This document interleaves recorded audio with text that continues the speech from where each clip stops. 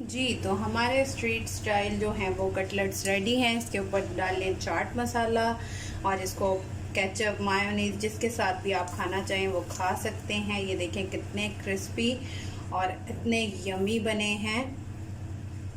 इसकी look check करें और टेस्ट बहुत अमेजिंग है और झटपट तैयार हो जाता है। अगर आपके घर गेस्ट आ जाते हैं तो आप उनके लिए भी ये फटाफट से बना सकते हैं। आप लोग ट्राई करके अपना फीडबैक लाजमी दीजिएगा।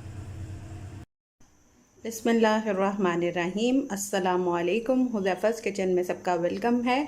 मैं हूँ शेफ़ ज़ोहरा। आज मैं लेके आई हूँ आप लोगों के लिए स्ट्रीट स्टाइल में जो है वो पोटैटो और चिकन से कटलेट्स बनाने का तरीका, जो कि आप बाहर जाके जो पैसे लगा के खाते हैं वो आप घर में बना के आप इसको फ्रीज़ भी कर सकते हैं।